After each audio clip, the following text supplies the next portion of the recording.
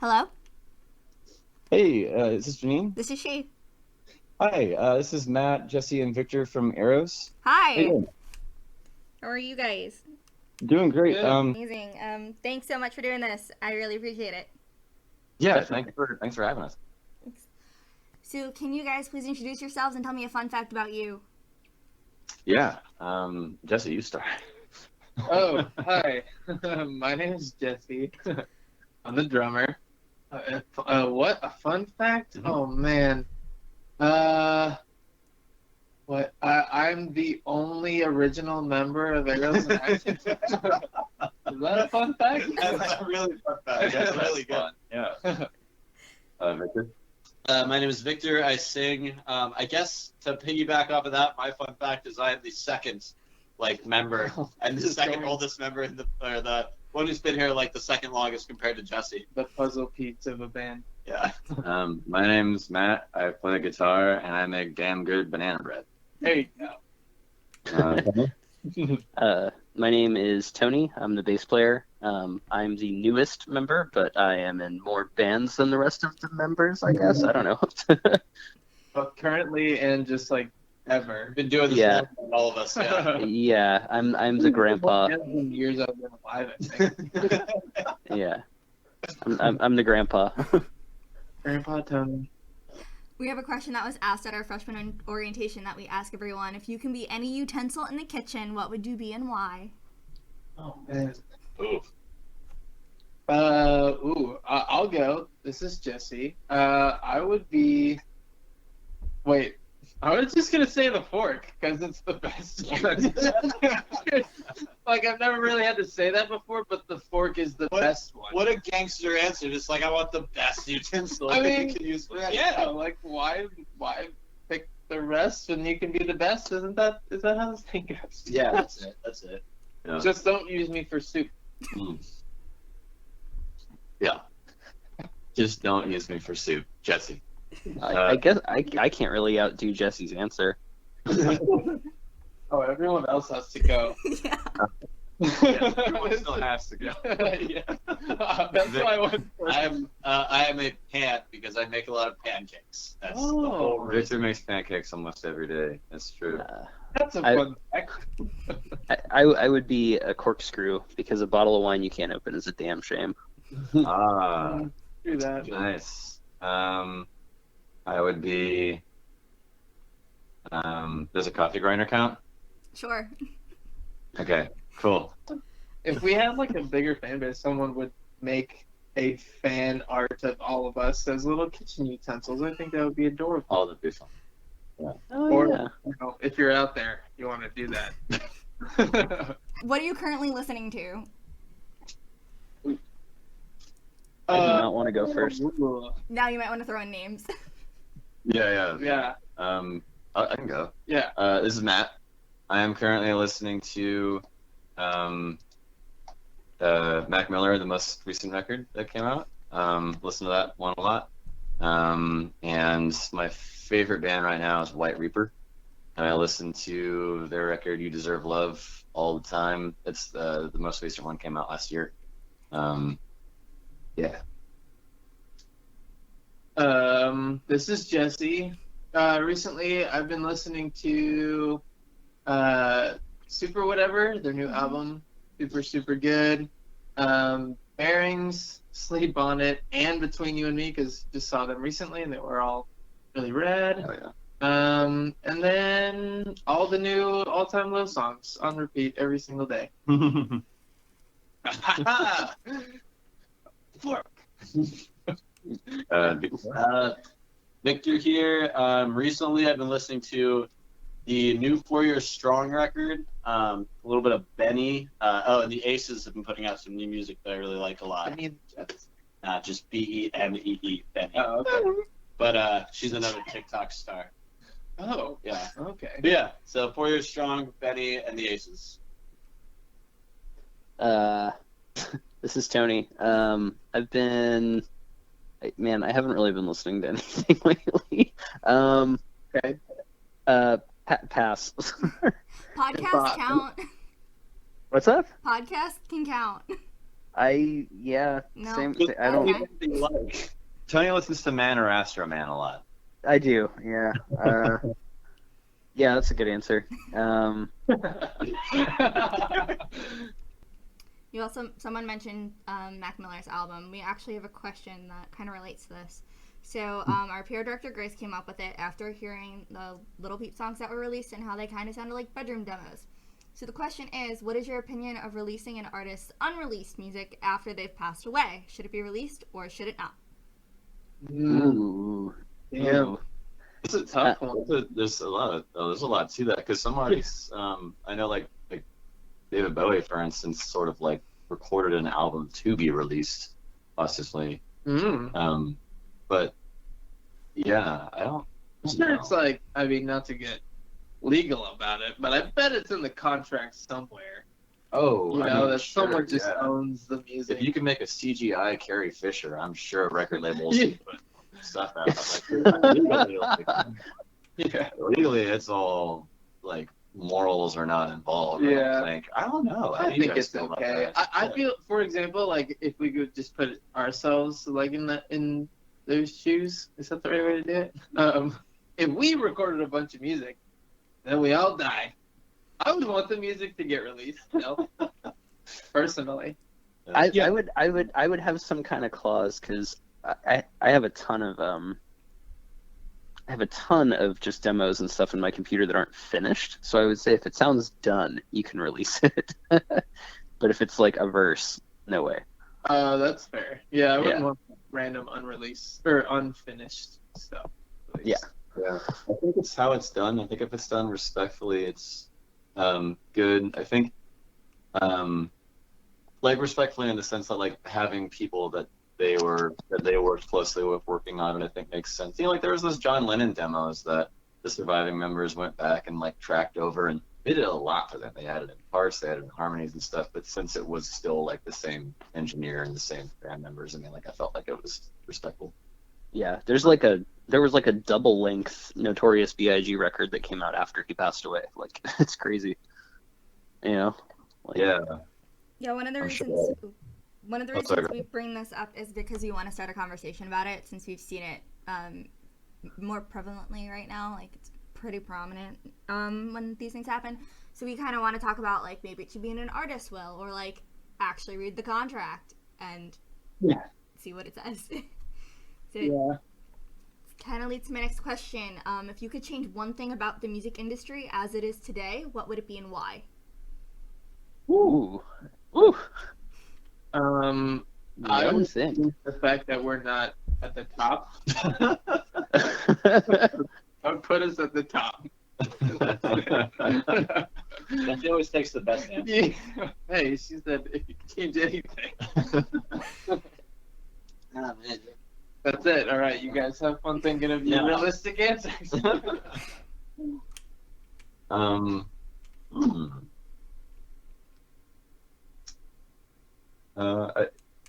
It's funny because like for anything that I think of that's like, well, not anything that I think of. I don't know. When I think of something like things that are negative, I kind of think positives too, because people talk about how, you know, people don't buy physical copies of albums as much anymore because of streaming. But I almost feel like the barrier to entry now is so low for bands that it's pretty awesome actually to be able to do that. Like for us, like you know, we don't sell tons of copies of our records, but we can get a lot of streams on a song, and I think that's really important for outreach. So it's sort of like there's caveats to everything.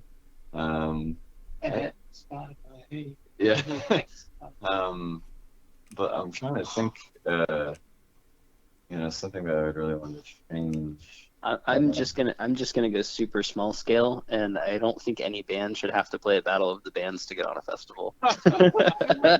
Oh yeah. Battles, Yeah. bands, yeah. So that'll be my super low shot. That's a good one. Yeah. That's funny. I always feel so uncomfortable competing with people that we like. I know, because it's like, man, we want to win, but we want you to win too, because we love you guys. Like, Yeah, those are always, Let's battle. those are always weird. yeah. This is I don't know why this is so tough. I mean, like, no, there are of course things that are frustrating. Ooh! I got a good one. Yeah. I think the music industry could use a lot more diversity, just like in terms of like people, not necessarily like genre-wise, but Yeah. obviously, and speaking as an all-male band, the music industry has been in the past fairly like male-dominated, and I think it's changing for the better now. But I think that's something, a more equal distribution kind of across the board. Yeah. I feel like that's definitely, yeah, the same thing definitely goes for like people of color having like a much more, Yeah. I don't know, much more prevalent like activity in the music scene too. I definitely see that as like a very relevant topic right now, where like people will get upset over like certain festivals because like they're like, this is literally all white males in these bands. Yeah. It's like, oh yeah, That makes they're sense represent. anymore. Yeah, So many, there's- like, there- that's like hard. It's hard curate to do way. that, Why would- yeah. I don't know, but that does happen. Yeah. It's weird. Like so, most great new punk bands are all women. yeah, And that's it's true. It's true. It's awesome. It's awesome, dude. Really rad. Like So, No Bro, War on Women, Aqua Dolls, like Me at the Altar. Maybe at the Altar, like Yeah. yeah, I think, yeah, that's my realistic answer, like in the real world. yeah, more diversity in the scene. How did you guys pick your respective instruments? Ooh. Whoa. Who wants to go first? I feel like everybody probably kind of knows how this started. Yeah, I definitely do. This is Tony. I was very, very young, and I was with my dad in a music store, and I saw a bass guitar and like plucked one of the strings on it and was like, I want that. That is cool. And he was like, nope, you're going to get an electric guitar. And he bought me an electric guitar, and I never ever played it. And then years and years and years later, I bought a bass because I just loved, I don't know, if there was something appealing about like the low end and the way it like shook you. It's cool. So I just kind of always wanted to play bass. Wait, Tony, when did you start playing bass? I was 14, so I didn't start playing for a very long time after I saw one and wanted one. Yeah. Do Yeah. that. Yeah, so I've been playing since I was 14. I started getting guitar lessons when I was like in 5th grade. I went on a lot of like camping trips and a lot of like trips just to visit family and stuff. And I always ended up like either someone had a guitar, or I brought a guitar.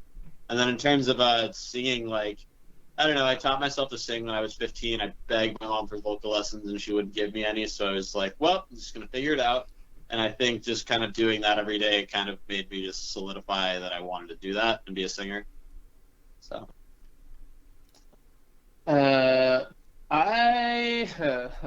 I took piano lessons for a long, long time, and I played in like this band at school, and I wasn't really very good playing in a band. I was good at playing like classical stuff, but at that time I had gotten really good at Rock Band the game on drums.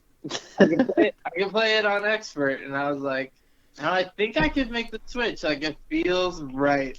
And I did, and I started playing in that band. And that's kind of how it all You started. started playing rock band drums, though. Yeah, Rock Band drums the game, and then I started playing real band drums. Well, and then you brought the rock Wait, up to practice, right? Yeah, well, for a long time, I definitely had some stuff wrong. Some minor Jesse, things did not translate right. Jesse, I've known you for how long, and I had no idea that was how you started. That's awesome. Did you? Oh, yeah. It's a pretty sweet origin story, not gonna lie. Yeah. It makes sense that it's a video game. Yep, it lines up. Yeah. This is Matt. I started playing guitar when I was 8. I don't really remember a time where I didn't want to play, because even before that, when I listened to music, I wanted to play guitar. And then I finally started when I was 8 because my brother was getting into music pretty seriously. We played like wind instruments for a while though, but I was always kind of playing guitar on the side, and then I got serious about it. Yeah. That's Now he's a shredder. I kind of love how the instrument chooses the person. The person doesn't Yeah. necessarily choose the instrument. Oh yeah. It's very true. What do you guys do when you're not writing music? Mm-hmm. Or? Who wants to go? I'll go. I love video games. I play lots of video games. And I love to read, and I love to cook and bake, make coffee. I don't know. When it comes to music, I'm very serious about my one instrument, and I really, strive to be better at that one thing every day. And then when it comes to everything else, I'm definitely like a master of none. But I really like to cook and bake and just do kind of food-related things and coffee-related things. Matt is a wonderful baker. Yeah. Thank you, Tony. I wish I could give you some of the banana bread, but we're on lockdown. Yeah. I mean, I also play video games a lot in my free time. See, we get along. Yeah, We're gonna have things in common. Yeah, it's mostly nerdy stuff, just video games, card games, board games. Oh, work, but that's not fun. That's the gathering. Yeah. I feel like when people ask us this question, like they expect some like interesting question, like they expect an extra facet of this person that's already working like essentially 2 full-time jobs, and it's like, no, man, like I go to work, I play the music like a lot, and then I relax. Yeah. And so like I feel like there's not a lot of other answers besides like, oh, I stream Netflix or I play video games. Like it makes like when you do what we do, I don't know, not to be that guy, but like, at least in our experience, we meet up. Like, we try to meet up 2 or 3 times a week. We have like 3-hour rehearsals a lot, and like at least I am like always trying to write. So outside of that, like a lot of it's just kind of giving my brain a break. That is kind of my like outside of music thing, is giving my brain a break from work and working on the music. Yeah. But nothing crazy besides like just reading, watching shows. I do this thing where I very much like getting into like the stories of bands, as dumb as that sounds. Like when I find a new band, I like reading about how they got started, kind of how they went about like getting their start. I don't know, I feel like the way you release music now and kind of the graphics and like the brands associated with it is very like, it has a lot of meaning now. So I like kind of just like learning about other bands that are doing things their own way. That's like a pastime of mine. Nice. Hell yeah. When I'm not playing music, I am playing music. And no, I'm in like 4 bands, so it's definitely outside of work, primarily my life. But I skateboard a lot as well. I have since I was a teenager and just kind of never stopped. So I guess that's my like outdoor kind of thing is riding skateboards. And other than that, I like to read when I can. I don't get a whole lot of time to, and video games are seldom, but I don't know. Pretty much just music. Not much sleep and work. That's it. Do you mind if what I ask what you guys do for work, like your jobs? Yeah. Sure. This is Jesse. I work in digital marketing. I work for a tech startup here in Gainesville that kind of works within event ad retargeting, essentially. This is Matt. I'm a barista. This is Victor. I work in insurance customer service. And this is Tony, and I work at a skate shop. Like skateboards. Like skateboards, not like inlines. Yeah. I normally love finding out what people do. Because I feel like it's... What is your favorite part of a song that you've written? It can be a lyric, a guitar riff, a drum sequence, whatever. Ooh. That's a good question. And into our songs. Whoa, yeah. I'll go first. Thank you, Tony. Yeah, no worries. So when we were writing Close Enough, and Victor was showing us all the melodies for the song, I can't really take credit with writing it, but I guess a co-write, like the way we tweaked, the way we tweaked the chorus melody for Close Enough. I was really proud of that. Yeah, we had a completely different chorus melody, and Tony was like, "What if we did this instead?" And I was like, forget what I did." He literally walked in the room over and just whistled it over a demo. And we went, "Oh, that's it." Yeah, Tony, you could say that. But yeah, the melody was literally like something completely different, and then we were like, "Oh, wait, hang on." Okay. Okay. All right. So all right, I wrote it, whatever. But I mean, you have writing credit on the song. Yeah. So you can take credit for it. okay, so that's my favorite. Mine is for sure, and I guess we're all just gonna maybe say things that we came up with. The intro to the second verse of This Time, where it's all like acoustic guitar and then it comes in with like the hits and then like the full band's in. Yeah, that's my favorite part. Yeah, that's a good one. That's tough. Either of the verses for This Time and Close Enough, probably, just because like the way I write, I will get a chorus down to kind of get the basic idea across, and then the verses kind of like detail the story, I guess, if you want to put it that way. So like, I've written both of those verses like outside of like our writing space, just trying to work through things. And like, what's nice is the most recent songs that we put out have been like me working through things, so it's been very cathartic. So either any of like the verse lines in Close Enough or This Time, I'm really happy with how those came out. This is Matt. I was really proud of the guitar parts in the most recent song This Time. I really liked the little picky pattern thing I got to do in the verse. But I think my favorite thing I've done for a while is the solo and the outro, because it's just complimentary and it's not like totally up front in the mix, but like the way that Dan, our engineer, panned it from left to right at the end of that song is just really cool when you're listening to it. Yeah. It just kind of like goes, just kind of surrounds you, and it's really fun, really cool moment. And I was really happy to try. Yeah, that part rips. Thanks, Joey. Thanks, Dad. Yeah.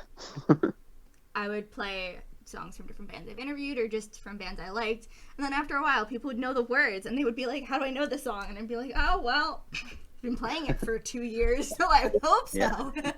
That's like that's how I think of TikTok songs, because I'll hear a song on TikTok a whole bunch and I don't know what the song is, and I'll be like, where do I know that song? What is this? Yeah. And then it gets to the part from the TikTok, I'm like, oh, that's the TikTok song. Crossing my fingers, someone will say that about us. Thank you for doing that, though. That's exactly. Yeah, thank you. I mean, that's how I literally found Benny, like the artist I'm listening to. I literally found from TikTok, and I sent it to Matt yesterday morning. Or this morning, was like, "Hey, check this out." It's like, "This is super cool." Like, that's like a whole new like culture for how to find artists now. It's like, "Oh, who's this TikTok artist?" I like it. I have 12 million followers. I like that 15-second clip of that song. I mean. Oh, I just thought of my thing I changed about the industry. Sorry, that's very gone. Go for it.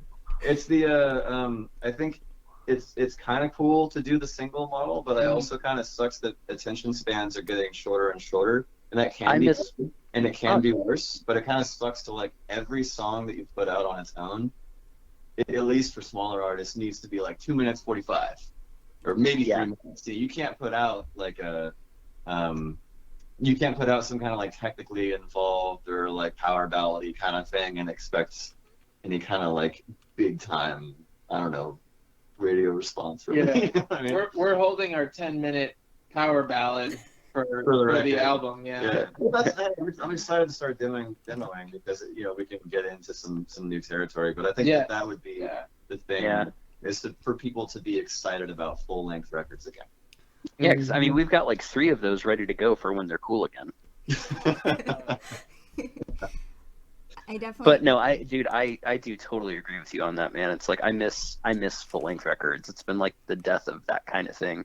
Yeah, I mean, now that people have so much time on their hands because this whole situation, you see all these articles popping up about like deep listening and listening to records with your headphones on, and not having it on in the background, but having it be the thing that you're doing, like listening to something. And I posted one of those. Yeah, pretty cool. Yeah. Yeah. Anyways. Did we answer that question? Speaking of albums, what's your favorite album in your personal collection? Ooh, like a physical record that you own? Physical, yeah. Ooh, yeah. I own one album. I own nothing. It's also my favorite album ever.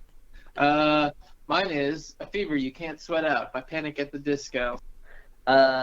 Yeah, I mean, Matt mentioned a band I listen to all the time is Man or Astro Man. I own DEFCON 54321 on vinyl. It's probably one of my favorite records of all times. Easily listen front to back at any time. So that's my favorite. That is Matt. I collect a lot of vinyl, and I think my favorite thing, the thing I'm most excited about owning, is not In Dreams, but the Black and White live album by Roy Orbison. That has my favorite version of In Dreams on it, which is my favorite song. I usually don't go for live albums, but something about the way it was recorded, it's very, very nice, and it's also sort of like this all-star band that just got together the one time. There's just a bunch of really cool people in his backing band that night, and I love that record. This is Victor. I own literally 0 physical copies of records of anything, of any CDs. Really? Nothing. I have so much more music in my music library, like via streaming. I have nowhere to play a CD. I have nowhere to play a record. Did you ever own any CDs? Like when you were a kid? Back when I had a CD player back in 2008. What was your favorite CD then? I made my own mixtapes of random ass songs. Really? Oh my God, you're that kid. CDs of like 20 songs per, and it'd be like, oh, this is the heavy one with Linkin Park and Bullet for My Valentine. And, who knows, System of a Down, and then I'd have records with like Fireflies by like Owl City, and then like I'm Yours by Jason Mraz. Like I don't know. If I could pick a record to own that I liked, that one of my friends had a Bad Sons record of their Language of Perspectives record, and I liked that one a lot. I'd like to have that on vinyl. That totally, I don't know why. Well, I do know why. The mixtape thing, a friend, and this is how I got into this music in general. One of my friends made me like a mixtape CD back in like 8th grade. And one of the songs on it, I still don't know, I think it was a Fall Out Boy song, and for like 10 years I didn't know who the song was by. And I only knew the song from that CD, and it took me forever to like remember like 4 words in the song, just to Google search it and find it. I just know everything of that. What song was it? To this day, no, what song? I can't remember what it is. No. Oh man. I think it's from Take This to Your Grave. I bet you it was Grand Theft Auto. Now he's gonna try. Yeah, this lifelong struggle is gonna end right now. Jesus. I found it one day. Oh, okay. Oh, they have a lot more albums than I realized. Oh, it's all been around for a minute. Yeah, I know, but like the most recent couple, I didn't realize how many there were. Oh yeah, they played a lot. Man, Don't ask me about Take It to Your Grave. I don't Is know this Take It to Patrick Your Stump? I don't know.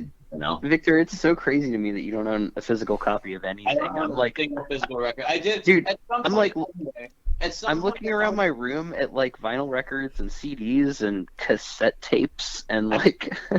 Tony, you're also like 6 years old to me, but like Damn. Damn. like, definitely were around when like it was actually like a thing. Like I didn't spend my money on records that much. I don't know. I definitely just like downloaded as much music as I could and like tried to listen to as much as possible. But one thing I did own was the Put Up or Shut Up EP by All Time Low. Nice. I owned the physical copy of that, and that was it. And then I realized that it was no different from listening to my Is that the one they did when they were like 16? Yeah, that was like the first record they Oh, put out on shit. Hopeless. Yeah. I still have tons of VHSs. Nice. I'm younger than you. I'm not. Yeah. So. I'm All just right, gonna say 2 things. Someone mentioned LimeWire. Someone told me they thought Spotify was the solution to people illegally downloading music. I mean, it kind of is. Ooh, I wrote a No paper way. about this whole thing. Oh, Yeah. wow. We got a doctor over I like. here. Hey. I mean, I don't. Doctor. Here's the thing, though, is like nobody was really making money off of LimeWire. Yeah. Well, that's the whole point. Is less people were making money as a result of it. It wasn't that anyone was making money; it was that it was taking away money. I'm wondering money, right? Well, it was good for. It was I good guess for. kinda. It was You good. didn't pay for LimeWire. Right. There was no subscription fee. There was nothing. Hear that. Yeah.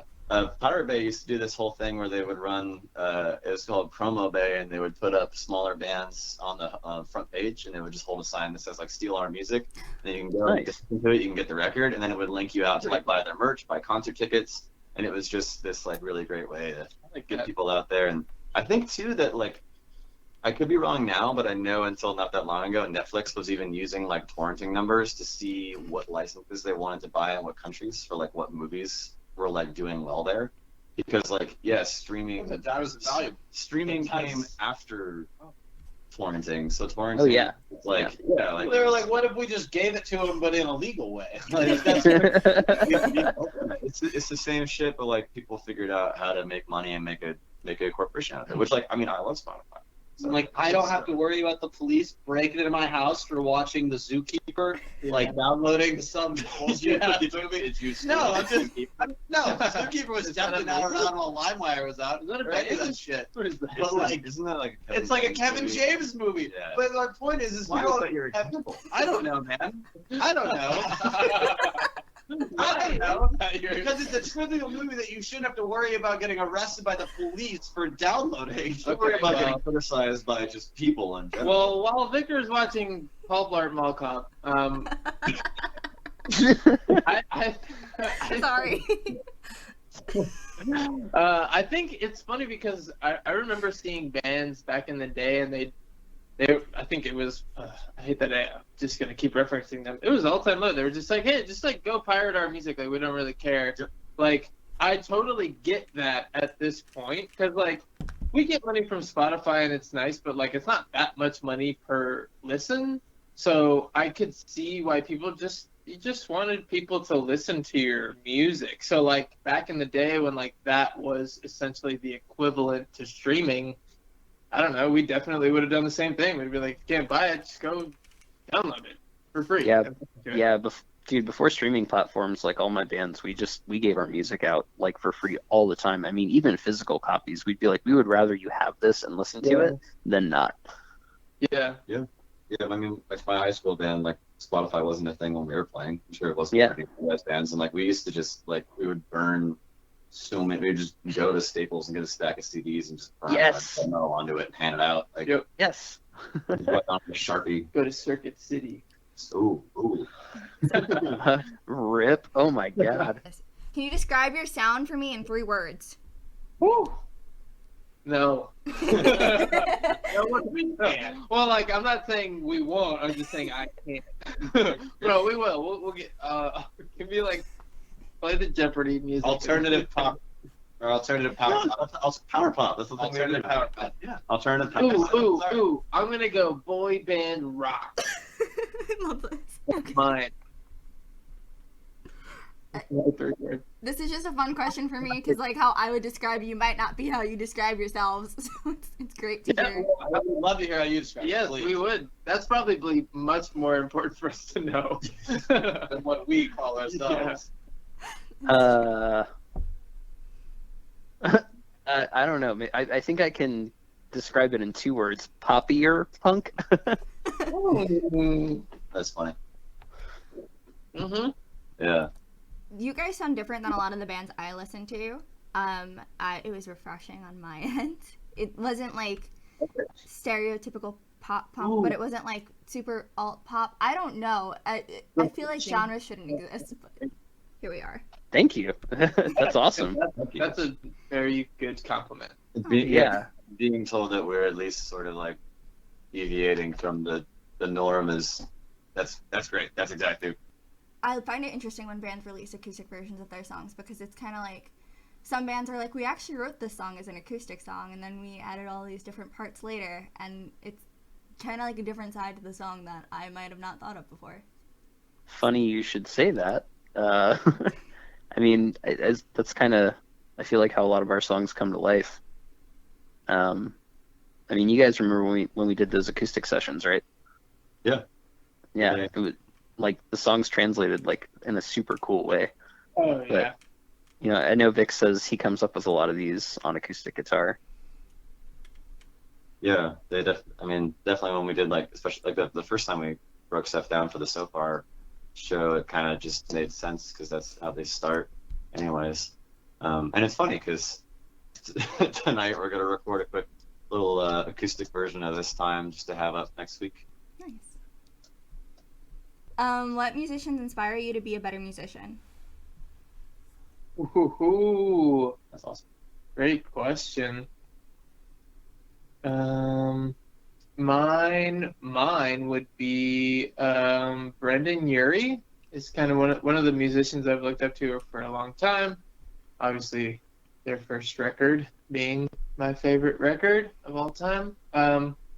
He's just like very good at many different instruments. One of the best vocalists, I think, in our genre and maybe in this era. But yeah, just when you see someone sort of working so hard, and then you see the success that comes out of it, it definitely inspires you to pick up the slack.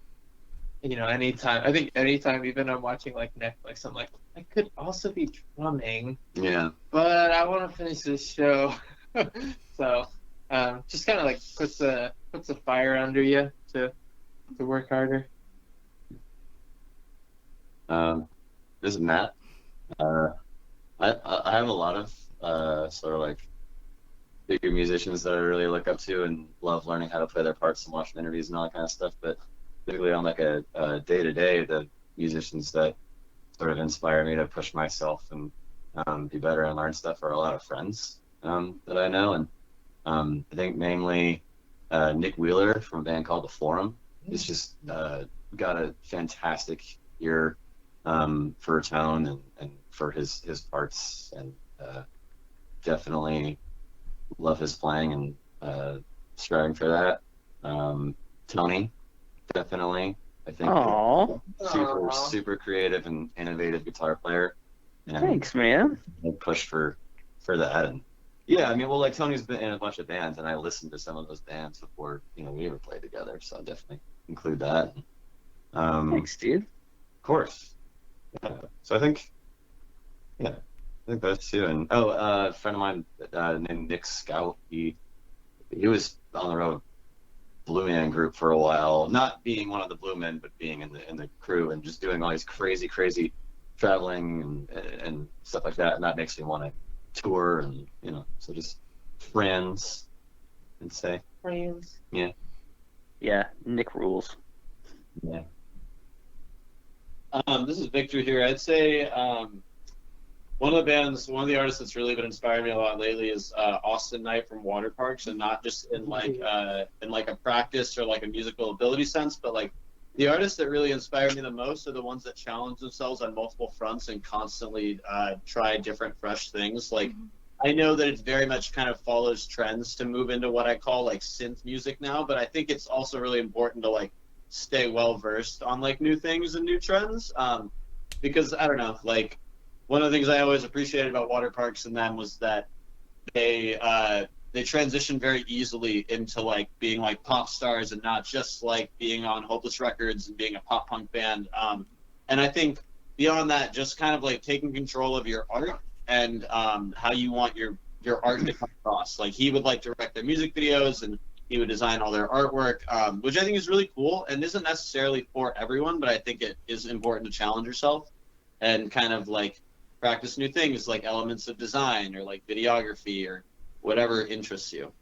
So that's my answer. Gnarly. This is Tony. Mine's kind of along the lines of Matt. Definitely like my friends and peers are the biggest inspiration for wanting to get better and just keep playing. And when Matt comes up with a guitar part or Jesse comes up with a cool drum part or Victor brings in a melody, it's it's all those kind of things in just the same room that make you want to be better. I guess if I had to list like outside influences, like bigger people that I've looked up to, Tony Cannell from No Doubt is a huge influence. Scott Shiflett, Roger Lima from Less Than Jake, Danny Elfman from Oingo Boingo is a songwriter. So yeah, for like big name influences, those people, but primarily it's the people close to home. Nice. So you guys are from Florida, correct? Mm-hmm. Yeah, we are. Amazing. Yeah. Okay. So It's the first time I've ever heard someone respond with amazing. I'm from Staten Island, New York, and there's no scene here. even though like School of Rock was filmed on my campus. So my question is, what's it like in Florida, scene-wise? Well, first of all, Matt has to make a statement. And I say, okay, yeah, so School of Rock School of Rock is my favorite movie. I watch it all the time, and I was very excited when I learned that. Is there like anything from the movie in the building? Did they do anything to it? Does Like, Jack Black come back? That's not. He's there. But is there like, does anyone? Are you asking if he's back in black, or black is back? Is that like a thing that people are excited about there? People care about that, or does no one really care because there's not much music, like you were saying? Okay, so the building that, like, okay, you know when he's like in the car and he's driving across the green lawn and then you see that big building? Yeah, that's my school. Nice. That's the building we have class in. So everyone forgets because we have class in this building, and That's so cool. it's just where you have class. So like it's nice when we have like oval days and stuff. Like people might be like, oh, but like I'm gonna be honest, a lot of people forget. But we do actually have an alumni that went to Wagner, was actually part of the radio station and had the music director position, who was in the movie. He played the kid who made the costume. Billy? Yeah, he went to my Wagner. Wait. So wait, is this somebody that you said you know? I interviewed him, but yeah. Oh my god, that's so cool. But he, Gotcha. Matt, you're like a degree closer to meeting Jack Black. Yeah.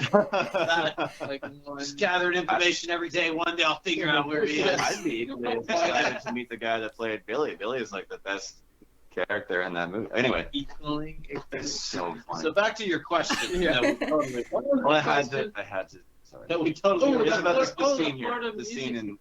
Yeah.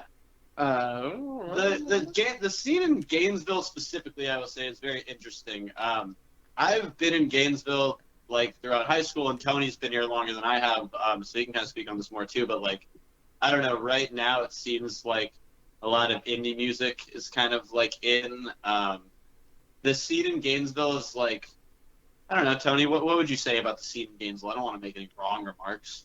I don't think you would at all. You're very hip to it.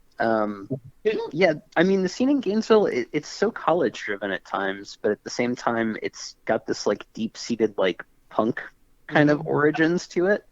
You know, so it's like it's where Fest happens every year. So it's this huge congregation of, you know, grungy punk kids, and I mean I'm right in there with them, and I have been since Fest like 6. But you know, but at the same time, it's this huge college town with a young crowd that goes out often that, you know, is really into pop music and what's new. So I don't know, it's this kind of constant blend of things, but I think the show market's the same way in that it's constantly up and down.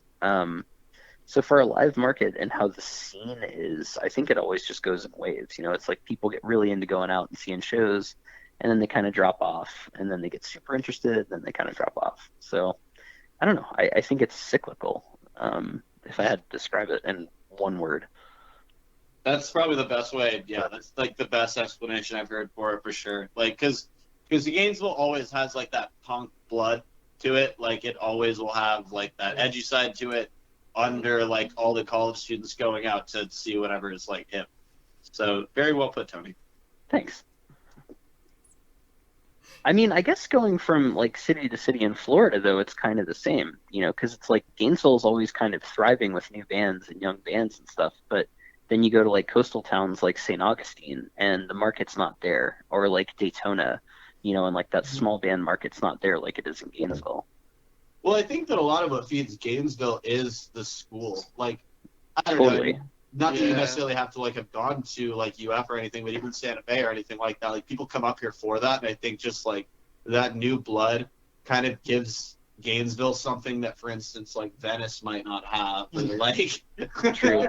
Yeah, and like if you look at college towns, they have bands. The Venice Like- music scene was never. or the Lake City music scene or the Ocala music scene may not have what the Gainesville and Gainesville by no means is like the best music scene, but we at least have God, some no. cool stuff going on. Yeah. There's like within like a 3-block radius downtown, there are like 7 music venues. So there's a lot of music. If we're talking in terms of like quantity, there's a lot of music going on, and it's really cool. So my next question for you is: you guys are going on a tour together, hypothetically, and you're in the van. What are 3 songs that must be in your playlist? Ooh, Juicy by Doja Cat. All right. Yeah. All right. I'm gonna steal that one. Wait. We should pick 3. We should pick 3 as a band. I feel like this will take longer than each of us picking 3. Well, here's the thing, because I can side with Doja Cat already. So then you just gotta pick one, and Matt has to pick one. On that. Yeah. All right, Matt, you pick one, and then I can pick one with Jesse. I think you'll agree on.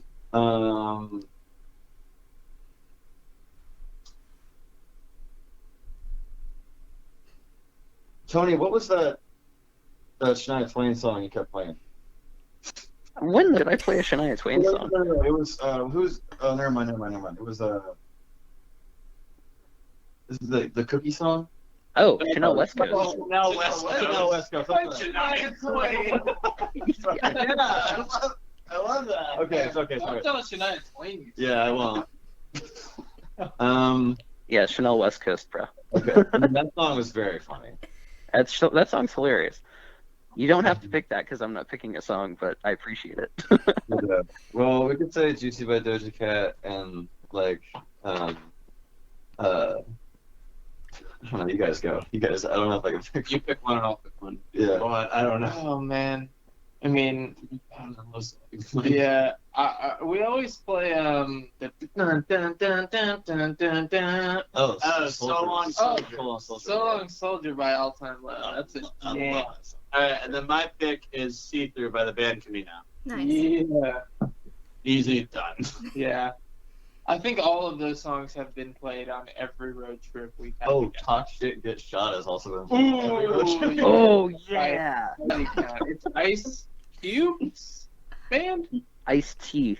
Ice Oh, I do remember this. I I always- always drunk with Dan in the studio. Yep. It's I always- Ice always T's metal get it wrong. band. It's It's new ridiculous. metal. It's so ridiculous. It's It's so good. fun. It's good. It's Yeah. not ridiculous. If you're, I am by no means, as the kids or would say, hard, quote unquote, but that song makes me feel, quote unquote, that way when I listen to it. I'm We definitely can tell gonna. you're not hard by the way you said all that. I'm definitely gonna play "Talk Shit, Get Shot" off of our speaker at our backyard, like the most white trash redneck you can imagine. No. Anyway. Please don't do that. So my next question for you is: what's your favorite venue that you've performed in? Florida Amphitheater. Yeah. Definitely. Yeah, that was tight. Yeah. That's mine. It's hard not to pick one that Oh, if we're isn't picking one legit. as a band for the band, yeah. It's hard not to pick one that isn't the giant festival Florida stage that we Amphitheater. played, but Yeah. it's Yeah. the biggest stage you played. I don't know. We always love playing like at the Atlantic here in town, but definitely our favorite show I think we played so far, if I can speak for everyone, would be like the Florida Amphitheater for Florida Man Festival. Yeah. I agree with everything you just said. Yes. What's your favorite state that you've been to? Tennessee. As a band, yes, Tennessee. As a band, yes, Tennessee. As this band, Tennessee. As other bands, California. But Yeah, as an individual, California. As a band, Tennessee. Okay. yes. Do you guys have any pre-show rituals or superstitions? Not yet. That's not true. Yeah. We kind of have. We just try to spend time together right before we go on. I think we'll at least we used to do this. I don't know if we do it as much anymore, but we used to like take a shot of tequila just to kind of loosen things up. Yeah. Personally, I almost always try to have like I keep a thermos of like tea, of like throat coat tea with like cayenne pepper and honey and lemon, and I just try to do vocal warm ups, just singing songs that I like. I know the other guys like stretch their fingers. I try to do that a little bit. Always stretch my hands. Always stretch the hands. Always. Stretch my legs because I jump a lot. And then I always like to make sure that we have, even if it's just our little intro track thing, at least like a minute to just, talk to each other. And because sometimes you're bouncing around the venue, talking to people, running the merch table, and not really getting quality time, and you want to have that chemistry going before you start. So. Okay, and my last question for you is, what are your goals for 2020? Get outside. Yeah, to get outside of my house. I want to see the house. I want to see Tony again. Yeah, I want to see my bandmates. I think first and foremost, get on the road, because we had, just an entire month-long tour that was going to be April. Yes. We had to completely postpone it or cancel across the board. So touring again in the fall, and without doing too much, we are rescheduling as many of those as possible and rerouting some stuff. So touring, doing an actual 2 or 3 week tour, and then putting out more music. Yeah, Yeah, we're gonna write as many songs as we possibly can. Yep. Yeah, 2020 is definitely going to be a big writing year for us. A big year for Jesse's phone going off. Yeah. Definitely just to get back on the road, write as much as possible, put out new music, and find ways to be active and interesting in this new quarantine landscape. I know that I feel like that's more of a short-term goal for us, but like right now things have changed and we want to stay like active. Yeah. So we've been doing like Instagram takeovers and stuff, and just trying to find ways to stay on the up and up. Yeah, I think once things sort of get back to normal, or whatever the new normal is gonna be, once it gets to that, I just really want to like go meet people, because I feel like we have this like fantastic online following that like they message us all the time and super supportive, plays, and That was the we biggest thing we were haven't looking met those forward to people with the yet. tour, was visiting people like in Philly and stuff, and like seeing people we had talked to online for weeks up to a year, like people who are fans of us, and then saying like, oh, I'm going to drive out to see your show, and then every band in the world that they cancel every show they had. So it's nice to kind of see that like music's kind of bringing people together during this time, and that's kind of the goal of these interviews now, to bring people together through music. Yeah. That is awesome. So thank you guys so much for speaking with me. I had a great time. It was a lot of fun. Thanks Yeah. for Thank you for having us. Yeah, thank you. Good night, guys. All right. Okay. Night.